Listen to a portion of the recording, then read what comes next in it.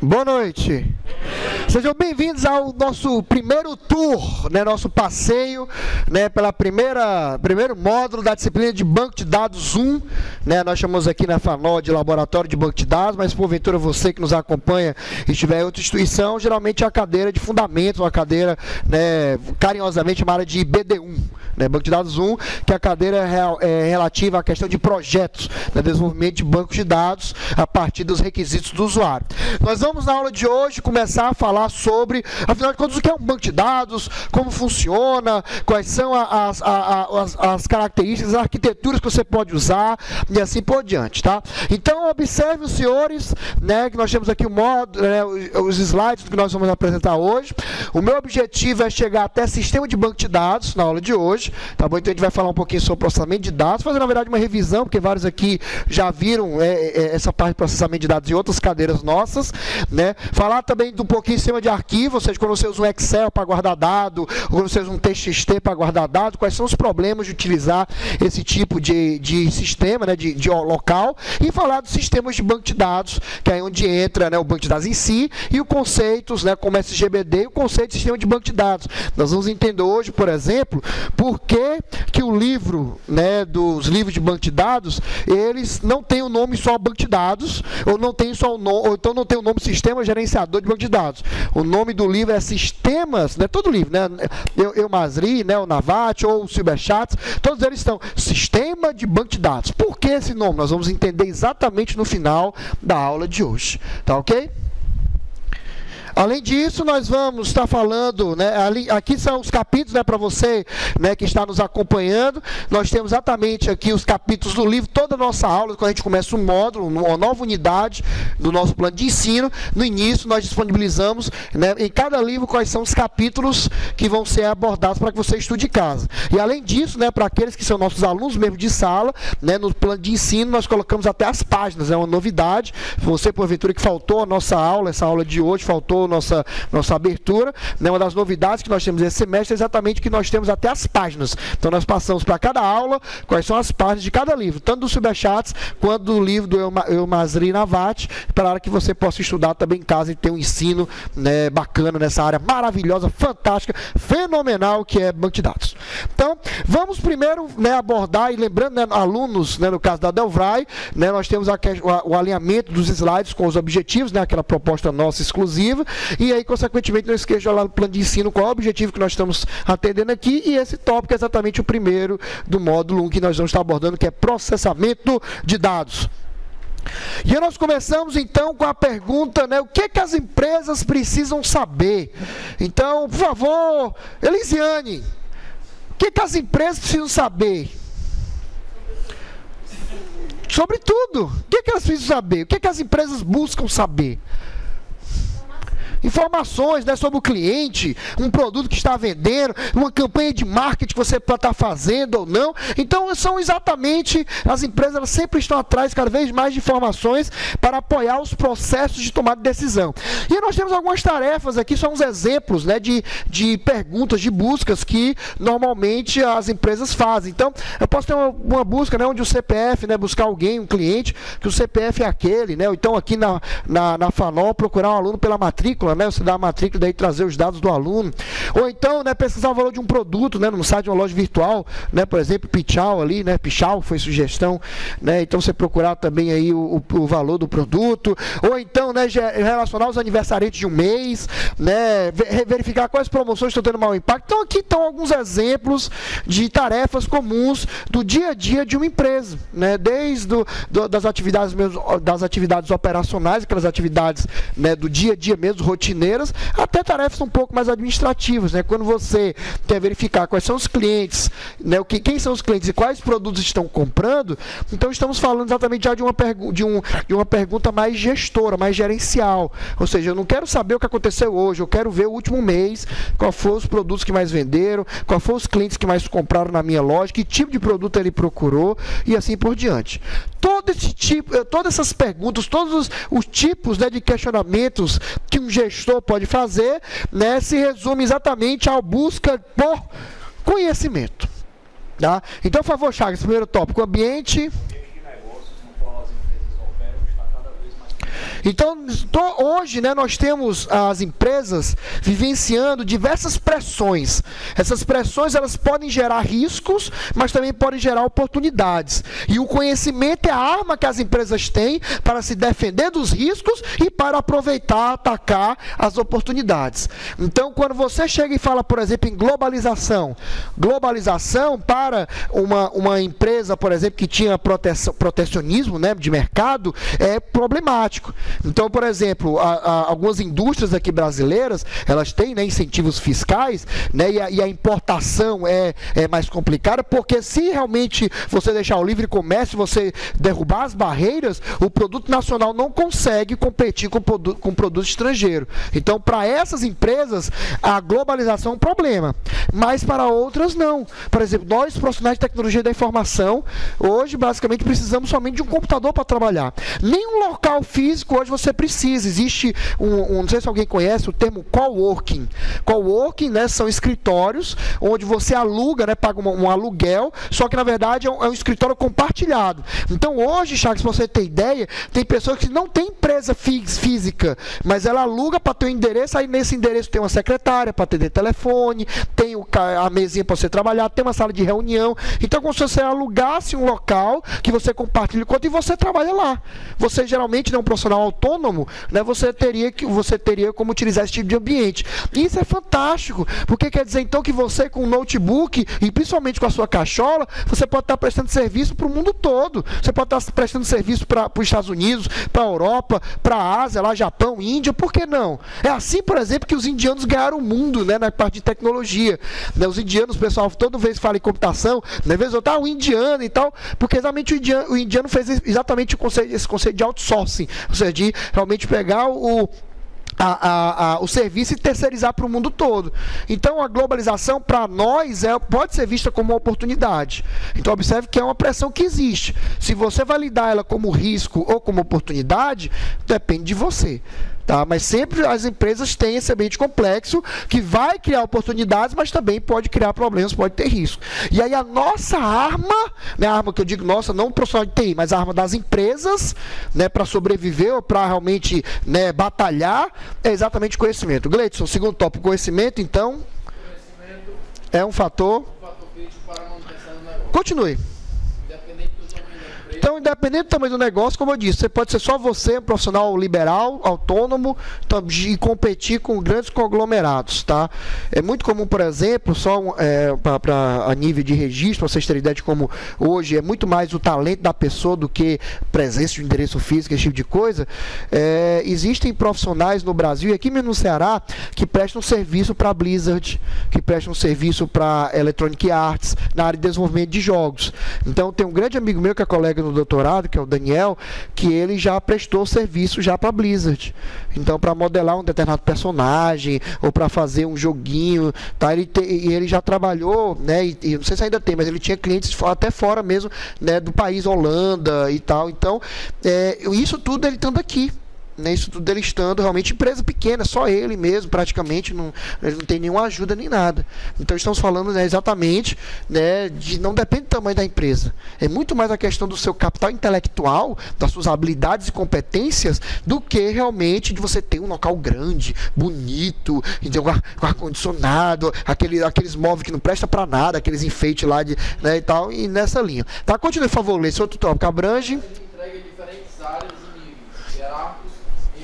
Ou seja, o conhecimento ele não serve somente à diretoria, o conhecimento serve desde, né, do nível mais baixo, mesmo operacional, aquele nível, né, vamos dizer assim, peão, até o nível realmente da direção da presidência, né, que a gente chama bonito, né, o CEO, né, o CEO, né, que é geralmente o presidente da empresa. Então ele serve, realmente o conhecimento serve a todos, sem exceção. Claro que as decisões tomadas têm, né, aplicações diferentes. Um vendedor, por exemplo, ao ver que ele não está vendendo, o escopo da decisão dele é local, tipo, ele vai tentar se esforçar para aumentar a venda dele. Não é uma coisa que impacta o futuro da empresa. Já quando um presidente de uma empresa tem um conhecimento de alguma coisa, a decisão que ele toma muda realmente todo o negócio, todo, né, o direcionamento dos objetivos, né, estratégicos da empresa. Tá bom? Até aqui alguma pergunta, alguma dúvida? Então lembre-se, né, as empresas buscam conhecimento para daí tomar decisões e daí continuar no mercado, né, se manter ou até, né, conseguir ganhar a dianteira. E para isso, né, existe uma relação, é claro, entre conhecimento e banco de dados. Então, por favor, Bárbara, lê para nós o primeiro tópico ou subtópico. Consiste em obter, extrair informação a partir dos dados. Continue. A extração de informação consiste na análise de conteúdo dos dados fornecidos e as conclusões retiradas das fontes. Então, quando falamos de processamento de dados, estamos falando de um processo no qual recebe uma entrada, a partir dessa entrada ocorre uma manipulação desses dados para gerar uma saída. Então, alguns aqui foram meus alunos desde algoritmos. Então, você, aquele programinha que você recebia 2 números, somava e mostrava uma mensagem na tela, era um processamento de dados. Ridículo, claro, mas era um processamento de dados. Ridículo, né? Hoje é ridículo, naquela época não. Naquela época, né, a Bárbara perdia os cabelos. Ai, meu Deus, F, while, sei o quê. Hoje não, né? Já amadureceu, já está mais afiada, né? Mas tudo é processamento de dados. Então, o processamento de dados é o que permite eu entrar com dados, eles serem tratados de tal forma que eu gere informação. E aí, da informação que o ser humano, somente ele, vai gerar o conhecimento. Diego, por favor, um processamento de dados. Realiza de acordo com o esquema. Por favor. Entrada. Não, quero inglês. Quero inglês. Entrada o quê? Input. Tá comigo, ó. Input. Não é input, é input, input. Muito bem, então continue. Input se refere Ao dado de entrada do processamento.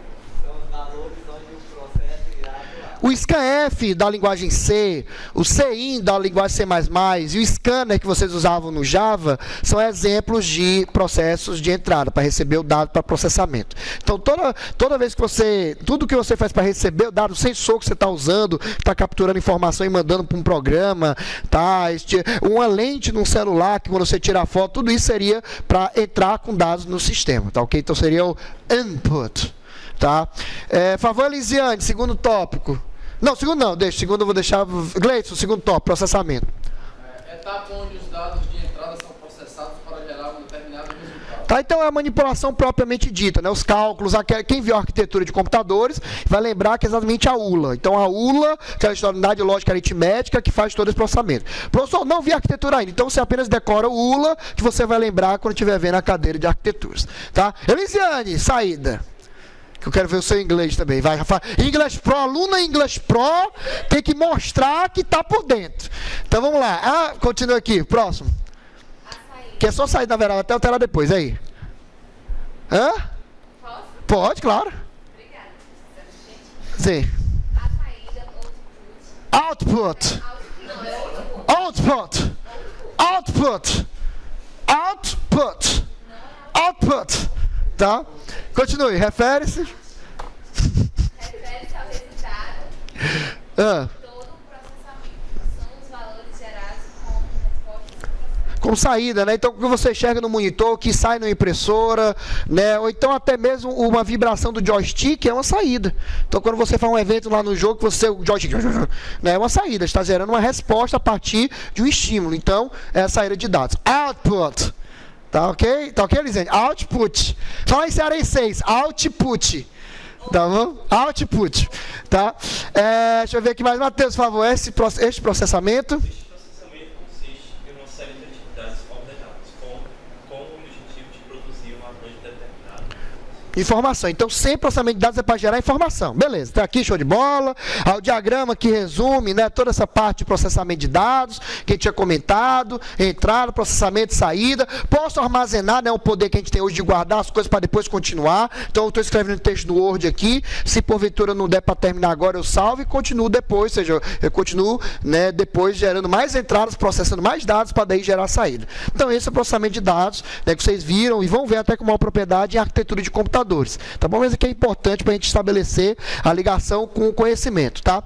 Então, deixa eu ver aqui mais aqui. Farley, por favor. Vimos Vimos que o conhecimento é crítico para a realização. os processos dentro do negócio. Então, nós precisamos de conhecimento. Então, a geração do conhecimento, ela é crítica, ela é um ponto-chave para o sucesso da empresa. Josiel, segundo tópico, desta forma. De acordo com o processamento de dados, é a premissa básica para o Ou seja, só posso ter conhecimento se eu tiver informação. E a informação só é gerada a partir dos dados. Então, por isso que a nossa área é importante, porque ela é a que fornece a matéria-prima. Ela é que fornece exatamente, né, o local, né, para guardar e manipular a matéria-prima que é utilizada na fabricação da informação. Então, por isso que é uma área linda, né, essa área de banco de dados. E a pergunta, onde armazenar o dado? Então, exatamente o que nós vamos responder agora, né, pensando na primeira estratégia que foi utilizada, que foi o sistema de arquivo. Tá? Um exemplo, eu trouxe o filme do Mentiroso, tá, para mostrar exatamente por que surgiu o conceito de dado, né? Deixa eu aumentar o volume, né?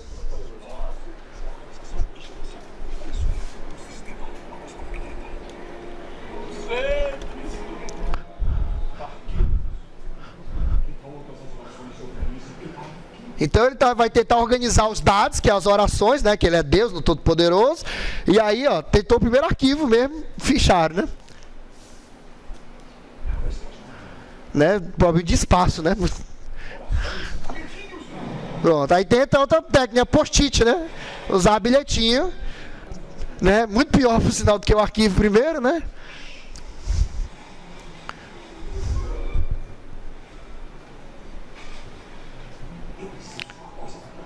Bloqueio, segurança, agilidade e senha.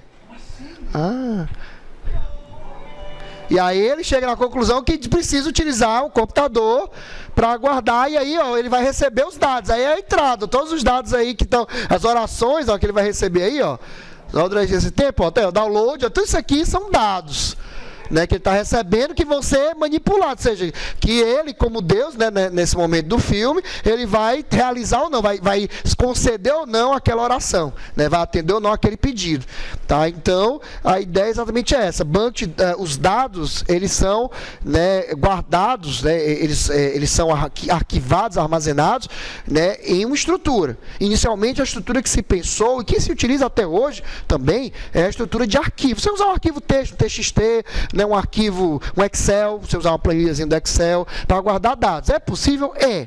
Mas nós vamos discutir algumas coisas importantes dessa questão. Então, como é seu nome? Emanuel, por favor, então, primeiro tópico.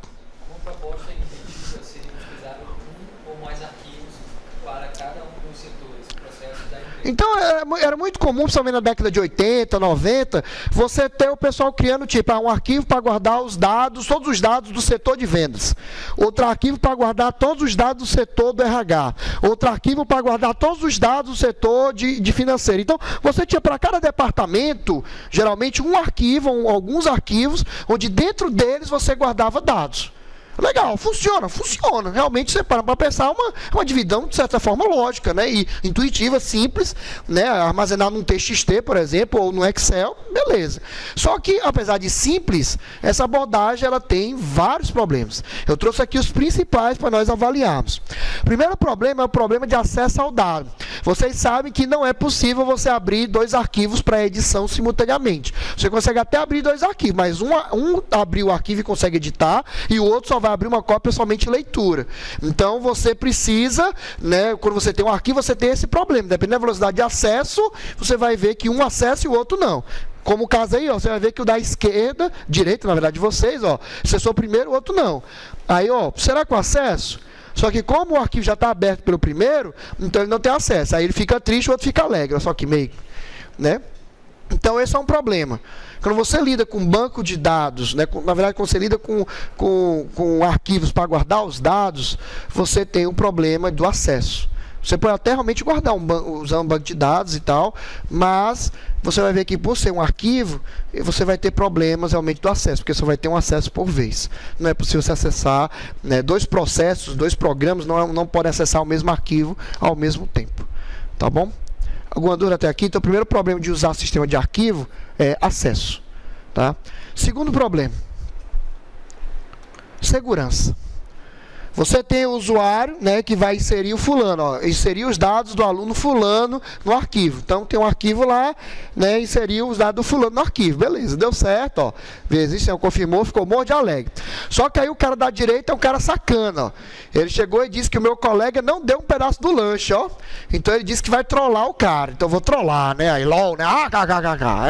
E daí, então, ele decidiu, né, né, passar uma pequena rasteira no cara. Ele foi lá e apagou, né, removeu os dados do fulano, ou seja, o usuário A, por exemplo, inseriu o fulano e o B, né, de forma, né, para prejudicar mesmo, ele foi lá e tirou os dados, né, no caso, o fulano do banco. E aí, né, foi lá, ó, deu certo, claro, né? Porque tem controle, você não tem controle de acesso, beleza. E aí, né, quando o primeiro tentou acessar os dados, né, o que aconteceu? Vai ter o dado? Não apagou? Aí, ó, não dá certo, ele fica triste e o outro fica leve por ter sacaneado o cara. Tá? Então, é outro problema. Em arquivo, eu só tenho praticamente duas permissões. Ou o cara acessa o arquivo ou não acessa o arquivo. O que eu estou querendo dizer em outras palavras é que eu não tenho como controlar o acesso a partes do arquivo. Eu não tenho como chegar a dizer, não, o Emanuel pode ler só a primeira linha. O Gleidson pode ler da segunda à quarta linha. Eu não tenho como fazer isso com o arquivo. Ou a pessoa vê, ou a pessoa não vê. Tá? No Excel, por exemplo, você consegue bloquear a planilha para editar, mas é só uma senha. Então, se a pessoa tiver a senha, edita tudo. Também, aí, que é outro problema de segurança. Eu não consigo, por exemplo, chegar, não, eu quero que o Emanuel edite só essas células, eu quero que o Gleidson edite só essas outras, e que o Diego edite só essas outras. Não tenho, isso eu não tenho no Excel. Não tenho. Ou eu posso bloquear para evitar, por exemplo, do Chagas editar a planilha. Mas se alguém for editar, edita toda. Ele consegue editar tudo. Eu não tenho esse controle a nível de célula. Esse controle granular. Tá? Então, outro problema também de usar sistema de arquivo para guardar os dados. Então, sim, eu posso usar para guardar dados, mas não é legal. Terceiro ponto é redundância, que também gera o erro de consistência. Então, você tem o arquivo de vendas, o arquivo de RH, aí você tem então, ali o gerente de vendas do lado de lá e o gerente dos recursos humanos aqui do lado direito de vocês. E daí, então, você tem o nosso gerente de vendas dizendo que vai inserir os dados do vendedor fulano no arquivo de vendas, em vendas. Então, ele vai inserir os dados pessoais, observa, dados pessoais. Então, todos os dados, né? Nome, endereço, cidade, estado, CEP, telefone, tudinho. Então, foi lá... O gerente de vendas foi lá e inseriu para o vendedor existir, né, nas vendas. Deu certo, show de bola, maravilhoso, fantástico, fenomenal, né, ficou feliz, show de bola. Daí, em seguida, o gerente de recursos humanos também vai inserir o fulano. E aí começa o problema. Por quê? Porque então eu vou ter duas vezes o fulano no meu sistema, né?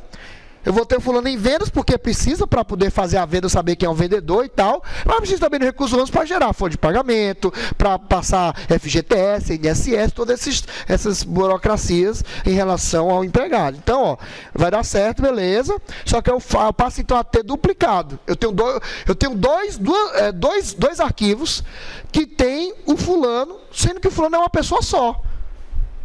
Então, como se tivesse dois fulanos, na verdade tem uma só. Isso chama-se redundância. Então, redundância é a repetição desnecessária de dados. Foi claro? Então, repetiu, redundância. É um erro. Isso não é para acontecer. Só que, além disso, eu posso ter outro problema. Quando você tem redundância, você pode acabar tendo a seguinte situação. O cara, rapaz, o telefone do fulano mudou. Só o gerente de RH sabia que o telefone mudou. Aí o gerente foi lá do RH e mudou e atualizou o telefone. Ó. Foi claro? Então, aqui no RH, o telefone vai estar atualizado, mas aqui na venda não vai estar, porque quem cuida da venda não é o gerente de vendas. A redundância acaba gerando um outro problema, que é a inconsistência. Na hora que o gerente de vendas ele for avaliar, ó, de acessar o telefone do fulano, ele vai ter o telefone antigo. Ele não vai, então, conseguir ligar para o fulano, né, não vai dar certo, e vai ficar decepcionado. Tá ok? Extremamente triste. Tá? E o último problema é isolamento. Né? Como cada arquivo é separado, não há troca de dados entre eles. Então você poderia muito bem ter um dado que precisar de um dado que estava aqui, mas não consegue porque é cada um na sua. Os arquivos são totalmente isolados, por isso o nome de isolamento. E nesse exemplo, ó, você tem o gerente de venda só coloca o nome do fulano, só o nome, cadastrou só, né, o nome do fulano. Então, daí, beleza, show de bola, deu certo aqui, pronto. Aí, o gerente de recursos humanos cadastra o fulano todo, os dados todos. E aí, por algum motivo, né, o gerente de vendas precisa do telefone, acessar o telefone. Só que no banco que ele tem acesso, no arquivo, na verdade, que ele tem acesso, não tem o telefone dele.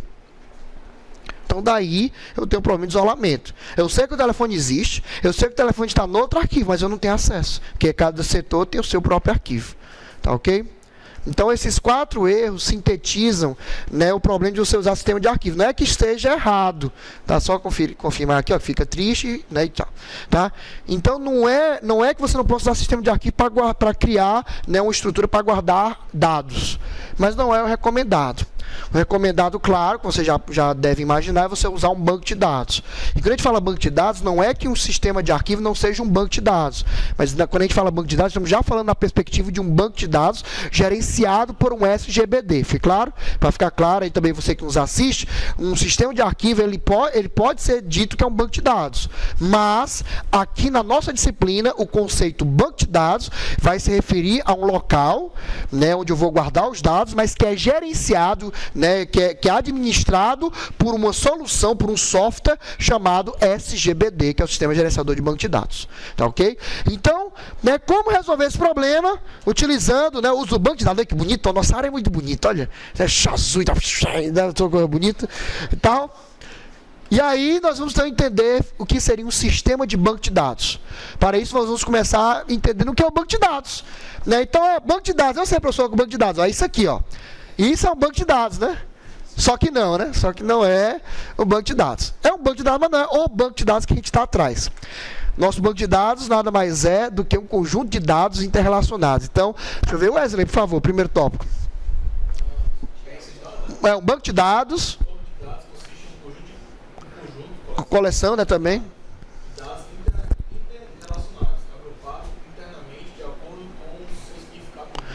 Então, na verdade, é o seguinte, eu tenho um local, onde dentro desse local eu vou ter os dados todos guardados, só que os dados não estão soltos, eles estão estruturados, estão organizados de uma forma de acordo com o sentido dele no mundo real. Como assim?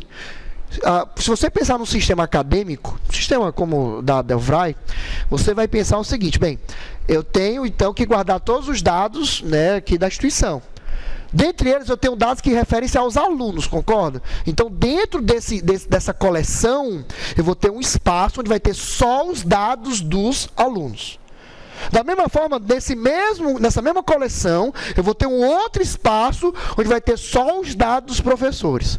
Da mesma forma, eu vou ter outro local onde vai ter só os dados, né, por exemplo, das cadeiras, das disciplinas. E assim por diante. Então, observe que eu tenho um ponto central, ou seja, todos os dados estão num canto só, mas eles estão agrupados nesse grande conjunto, mas eles não estão espalhados. Eles estão dentro de subconjuntos, vamos dizer assim, né, dentro de subgrupos, dentro desse conjunto maior, de acordo com o seu papel no mundo real. Ou seja, se eu tenho, por exemplo, o nome do Mateus, bem, Mateus é aluno. Então, o dado Mateus vai estar, né, a gente vai ver depois, na tabela aluno. Ou seja, vai estar referindo ao aluno. Estão entendendo? Então, é assim que funciona dentro de um banco. Os dados não são soltos. Eles ficam guardados dentro de containers, vamos dizer assim, dentro de estruturas que nós chamamos de tabelas. A gente vai ver nas próximas aulas essa nomenclatura, ou relação, também outro nome você pode ter para a tabela. E aí você então guarda os dados nessas estruturas, nessas tabelas. Então, por exemplo, olha só como é fácil, né? Então, se preferir, como é difícil, para não dizer o contrário, né? Se você pensar então numa loja virtual, então você vai ter um banco de dados que representa toda a loja virtual. E aí com certeza você vai ter uma tabela de quê? De produtos, que vai guardar então todos os dados referentes aos produtos. Também vou ter tabela de quê? Dessa loja virtual. Clientes, então vou ter uma tabela, então um local onde vai estar guardado só os dados dos clientes. Que mais? Só para terminar outro exemplo, vou ter também de quê? De pedidos, né, também que eu estou fazendo no site, tá? Porque endereço na verdade é uma propriedade do cliente, né, dependendo da perspectiva, tá? Então eu vou ter também uma tabela com os pedidos que estão sendo feitos, entendeu? Então se você pensar no negócio, você consegue identificar quais são esses conjuntos, que daí vão gerar as tabelas que a gente vai estar criando no banco de dados, tá? Para encerrar um outro exemplo, né, aqueles sites tipo Cato, Fast Job de encaminhamento profissional, então você vai ter dentro do banco de dados vai ter o quê? Os currículos dos profissionais, é uma tabela, então profissionais. As empresas é outra tabela, vai ter os dados que são só das empresas. As vagas, né, as vagas ofertadas é outra tabela que tem só os dados das vagas ofertadas e assim por diante. Tá entendendo? Estou sendo claro até aqui? Tranquilo? Alguma dúvida, José? Tranquilo? Vamos continuar? Muito bem, tá? Então, deixa eu ver aqui mais aqui. Chagas, por favor, subtópico. Esses dados descrevem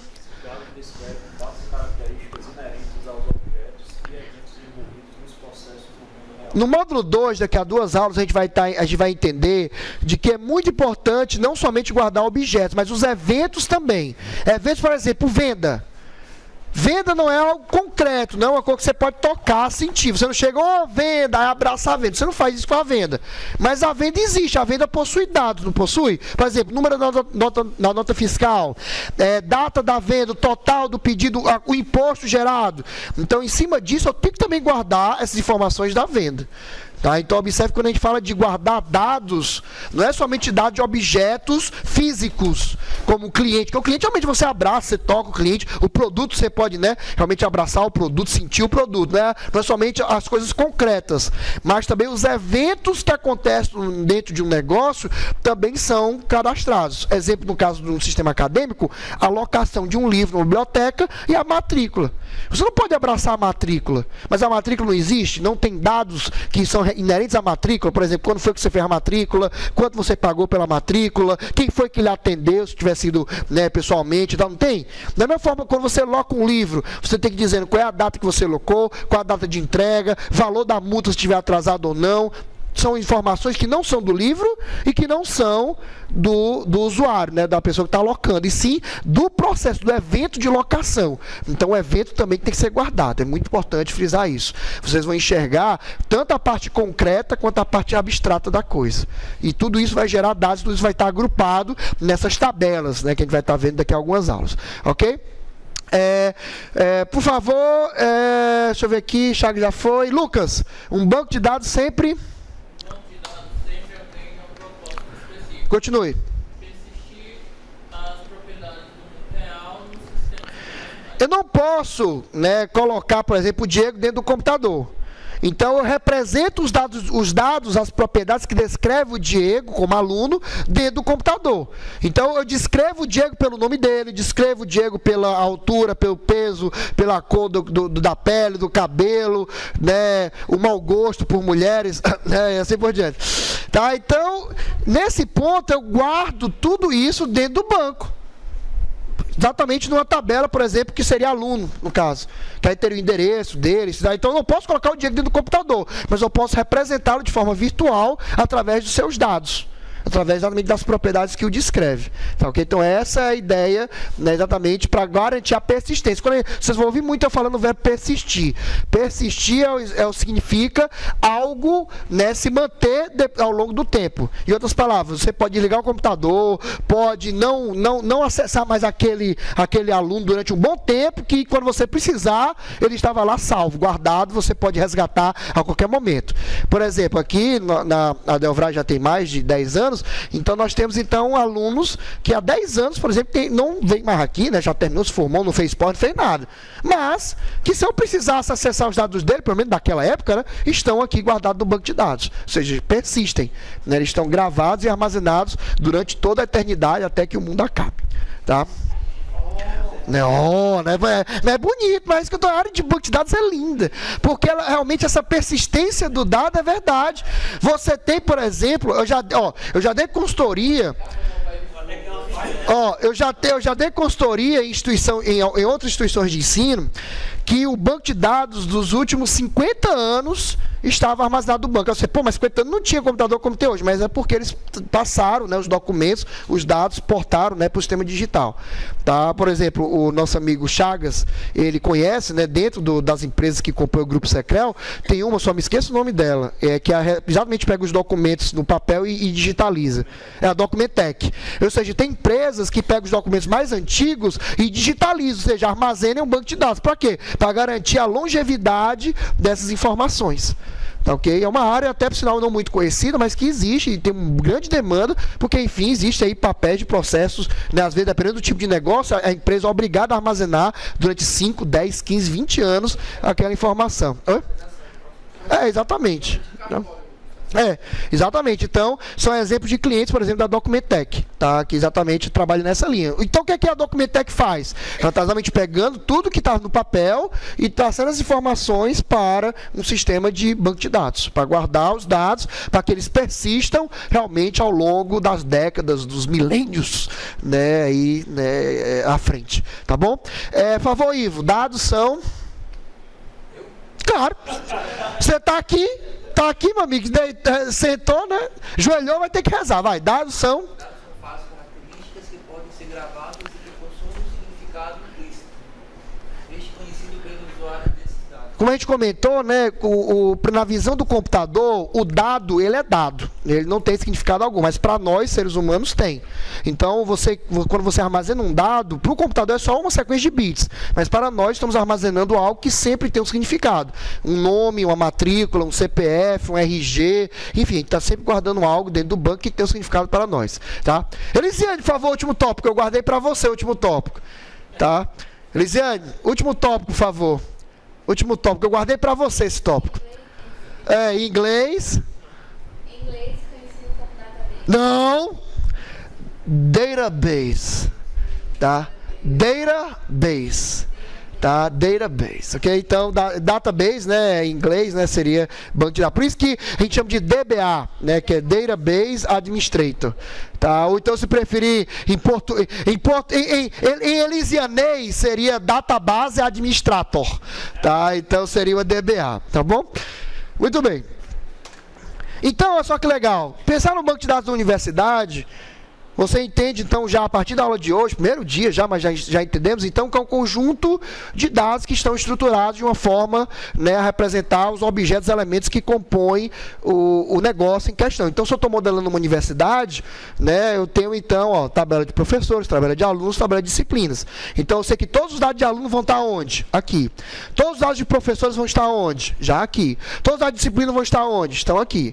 A gente vai ver no módulo 2 exatamente como montar esse tipo de tabela e tal. Mas você já entende que, na verdade, o banco vai guardar dessa forma. Ó. Você pegar a tabela aluno, ó, você vai ter os alunos, né, listados, ó, através de matrícula, nome, e-mail, telefone, etc. Tá? Diga, Wesley. Não é isolado, porque tudo isso está dentro do mesmo banco. Então, eu consigo acessar daqui, eu consigo acessar aqui, se eu quiser. Tá? E daqui acessar aqui, exatamente, eles conversam entre si. Tá? Tanto através de relacionamentos, né, que são ligações que a gente vai montar no módulo 2, como também através de comandos da SQL chamado joins. Tá? Join, né, que é exatamente o comando que vocês vão ver que unifica duas ou mais tabelas, né, a fim de cruzamento de dados. Então, por exemplo, você concorda comigo que para eu ter uma visão completa da disciplina, eu preciso do professor que leciona e dos alunos que estão matriculados, concorda? Então, através de um comando que vocês vão aprender depois, que é o join, eu consigo unir os dados da disciplina com os dados do professor, com os dados dos alunos. Eu consigo ver tudo. Ver o nome da disciplina, o nome do professor, que ele está puxando daqui, e o nome dos alunos que estão matriculados na disciplina. Tá, ok? Então, embora eu tenha essa separação, mas essa separação é dentro desse banco, desse local centralizado. Então, eu tenho acesso, sim, total. Tá bom? Não são isolados. Tá? Ok? Posso continuar?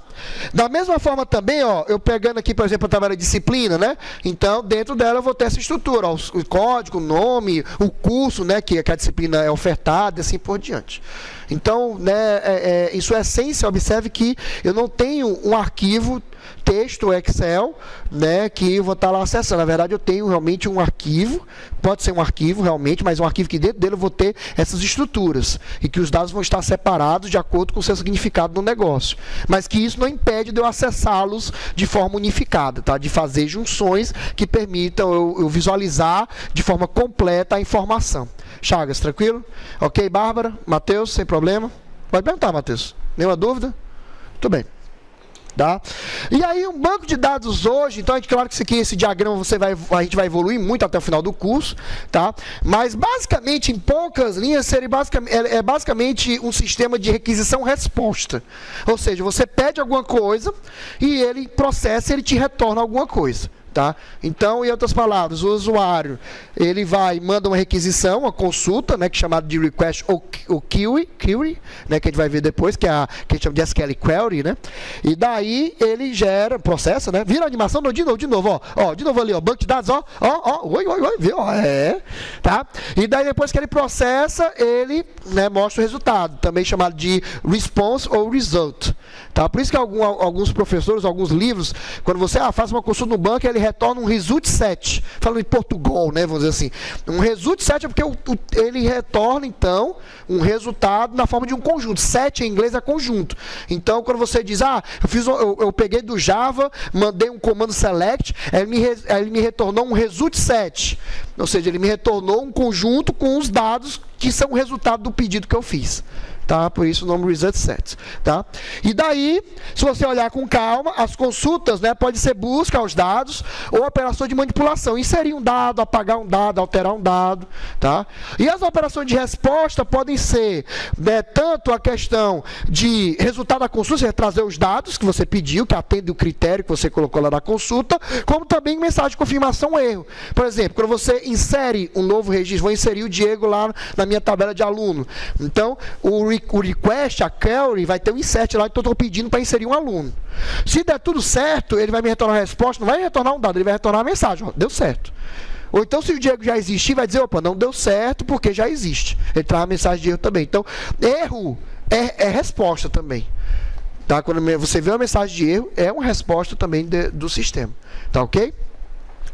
Muito bem. Daí, né, nós temos então a questão de que o banco ele é projetado, construído realmente para atender, né, alguma atividade, né, para atingir um objetivo específico, tá bom? Deixa eu ver aqui. Bárbara, por favor, primeiro tópico, um banco de dados.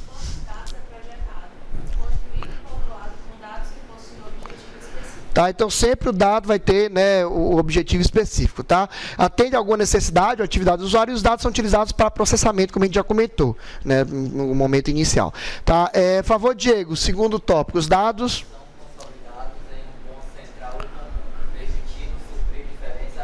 Tá, então foi realmente a pergunta que o Wesley fez, né, realmente é um ponto central. Dentro dele eu tenho uma organização para segmentar de acordo com o sentido, mas a nível de aplicativo ele acessa um ponto central, tá bom? E aí, quando você centraliza, você elimina redundância e elimina inconsistência, tá? Só se você errar o projeto. Mas se você fizer tudo direitinho, ao usar até um ponto central com todos os dados, eu não tenho mais redundância, não tenho mais inconsistência. Já resolvi 2 problemas. Além disso, para garantir a segurança, vocês vão ver que os bancos de dados, né, através do SGBDs, tem uma lista de acesso. Quem já estudou redes aqui, ou sistemas operacionais Windows, essas coisas, deve ter visto um conceito chamado ACL, Access Control List. É uma lista de controle de acesso. Então, no banco eu tenho esse conceito implementado, ou seja, uma lista onde eu digo, ó, a Patrícia vai ter acesso somente leitura na tabela de aluno. Já o I vai ter acesso na tabela de aluno de leitura e escrita. Já, por exemplo, o Diego, ele não pode nem ler nem escrever na tabela de aluno. Você consegue ter esse controle fino. E eu vou mais além. Eu não sei se o tempo vai permitir, porque aí já é algo muito específico da solução. Mas você consegue, por exemplo, no SQL Server e no Oracle, controlar o nível de acesso até por campo. Ou seja, se eu tenho uma tabela de aluno, aí tem matrícula, nome e valor da mensalidade. E eu quero que o Gleidson não acesse o valor da mensalidade, eu posso bloquear o acesso só ao campo. Ou seja, ele acessa a tabela de aluno, mas ele não consegue acessar o campo mensalidade. Ele acessa, por exemplo, só código e nome. Eu tenho esse nível de controle num banco de dados. Ou seja, realmente um nível bem granular mesmo, tá? Que você consegue utilizar. Tá bom? E aí, né, o acesso de dados é controlado, como eu disse, de acordo com o contexto do usuário, né, que solicita. Ou seja, de acordo com o contexto do usuário que está pedindo o dado, o banco vai chegar e vai dizer, quem é o Chagas? O Chagas pode ler essa tabela? Se pode, ele pode ler todos os campos que ele está pedindo e tal. Se tudo tiver ok, ele manda. Se não, ele diz, opa, mensagem de erro, retorna. Ó, cara, tu não tem permissão para acessar esse recurso. Tá bom? José, tranquilo? Gleidson? Ok? Deixa eu ver aqui mais aqui. Diego, por favor, primeiro tópico. É importante destacar que apenas o agrupamento de dados não caracteriza. Então é importante, só para frisar, eu sei que parece óbvio, mas, né, como eu disse, não é só jogar os dados dentro de um local, é você ter eles separados pelas tabelas, organizados, para daí você ter realmente o que a gente chama de banco de dados, tá? Alguns exemplos de conjuntos que não são banco de dados, coisas numa carteira ou numa bolsa de mulher, né? Bolsa de mulher sempre realmente é um grande emaranhado de dados, mas não é um banco de dados, tá? Por quê? Porque não estão organizados, por exemplo, de acordo com, maquiagem aqui, dinheiro ali, né? Tudo, né? Um caos, que só Deus sabe como é que elas encontram as coisas. Exatamente, tem a bolsa dentro da bolsa, tá? E aí, para encerrar a aula de hoje, eu sei que o tempo já está estourado, eu não vou conseguir chegar no final que eu queria, mas eu continuo daqui. Mas eu gostaria só de responder essa pergunta, né, que eu sei que parece óbvia também, mas por que não chamar de banco de informação? Né? Por que chama de banco de dados?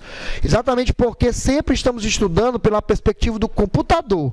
Para nós, Chagas, né, Patrícia, Ivo, Bárbara, Lucas, Daniel, Farley, Wesley, todos, Fábio, todos são né, alunos, para mim. Mas para o computador são só o quê? São só nomes, né, que por baixo dos panos é uma sequência de bits, 0. Então, por exemplo, Matheus para o computador, ele só entende que é 01, 01, 001 e tal. Ele não entende que, não, Matheus é um aluno bom, né, espero eu, né, desse semestre e tal, da cadeira de banco. Ele não entende isso, ele só entende, né, tudo que é só como dado mesmo, valor solto. Então, por isso que é banco de dados, porque a gente sempre está estudando na perspectiva do computador. Agora, para nós, uma vez que esse dado, quando é trazido para o aplicativo, eu vejo que ali onde tem Matheus, tem rolado, por exemplo, o nome do aluno, eu entendo que aquilo é informação. Eu entendo que aquilo ali tem um significado para o meu negócio. Matheus não é um nome qualquer, é o nome de um aluno da cadeira, por exemplo, de banco de dados. Tá, okay? Então, só reforçando essa questão. Informação é o dado com sentido, é o dado manipulado, é o dado com contexto. Tá? E é por isso que nós não chamamos de banco de informação, e sim de banco de dados, porque essa data aqui, por exemplo, para o computador é uma data, e só. Mas para mim, por exemplo, é minha data de nascimento. Já, por exemplo, para outra pessoa, pode ser a data de nascimento do Roberto Carlos, né? Porque nós dois nascemos no mesmo dia, né? Então, ele nasceu no mesmo dia que eu, né? Na verdade, não foi eu dele, né? Então, exatamente, para nós é uma informação, mas para o computador, pouco importa. A hora que eu inseri 19/4/83, é uma data, acabou, não tem mais nada a ser feito, tá? Eu vou deixar isso aqui para a próxima aula, que isso aqui já vai exigir mais detalhes. Eu sei que eu não terminei tudo que eu queria mostrar, mas eu já agilizei muito. Na próxima aula a gente consegue deixar o plano de ensino em dia, tá bom? Porque realmente tinha que mostrar a disciplina, eu sabia que era longa mesmo, era um desafio, tá bom? Mas na aula de hoje, então, só para fazer o fechamento e daí eu encerrar a gravação. Então, hoje nós vimos, né, exatamente o que era um banco de dados. Nós entendemos que o banco de dados, na verdade, é um local onde você guarda as informações, mas de uma forma centralizada, interrelacionados, os dados se interrelacionam entre si, para eliminar os problemas que você tinha quando você utilizava o sistema de arquivo. Então, quando você usava arquivo, você tinha a inconsistência, a redundância, problemas de segurança, problemas de acesso e isolamento dos dados. É importante vocês frisarem esses problemas que o sistema de arquivos traz. Tá? E daí nós também falamos, no começo da aula, de que tudo isso existe somente para fornecer, né, subsídios para que o processamento de dados ocorra, que é o único processo que o computador faz. O computador, né, a gente já comentou, quem fez a arquitetura com a gente, que tudo se resume a processamento de dados, e que o banco de dados ele tem exatamente o papel do quê? Do armazenamento, para que ele possa fornecer dados para serem manipulados toda vez que o usuário quiser, não ter que reinserir esses dados toda vez que o aplicativo começar a rodar de novo. Persistir, mas persistir de uma forma que garanta segurança, que garanta agilidade e que garanta, né, poder de processamento. E é isso que a gente vai estar vendo na próxima aula. Na próxima aula a gente vai continuar falando de banco de dados, nós vamos falar dos componentes, das partes que compõem o banco. Essa aqui vai uma parte que vai demorar um pouquinho, porque é importante se conhecer. E daí nós vamos também falar do software que gerencia os bancos de dados, que é o SGBD. Tá? E aí, a partir desse ponto, acaba a semelhança com a outra cadeia de banco de dados. Porque a partir daí a gente vai falar de banco mesmo, de projeto de banco, enquanto a outra disciplina, BD2, vai falar exatamente do SGBD. A gente só vai comentar que o SGBD existe, que ele é legal, que ele é massa e pronto. Tá? Agora, na outra cadeira, não. Onde vai realmente estudar todos os aspectos do banco de dados, do SGBD, no caso, sistema gerenciador, para daí juntos, a gente vai ver também na próxima aula, não consegui chegar nisso hoje, mas juntos é que formam o sistema de banco de dados. Tá? Então, eu vou só mostrar aqui a figura, tá? Rapidinho. Aqui, passar, aqui, pronto. O nome do livro, dos livros que a gente passa na disciplina, é exatamente esse, sistema de banco de dados, porque você estuda as duas partes. Aqui nessa cadeira vocês vão estudar essa parte aqui, ó, como projetar os bancos que são gerenciados pelo SGBD. Na cadeira de banco de dados 2, né, BD2, você estuda exatamente como funcionam essas etapas aqui que o SGBD faz para daí acessar e manipular os dados. E aí juntos é que forma o sistema de banco de dados. Por isso que é um livro só para as duas disciplinas. A primeira metade do livro é exatamente a nossa cadeira, essa daqui, e a outra metade do livro é exatamente a outra cadeira de BD2. Tá ok? Alguma dúvida, alguma pergunta?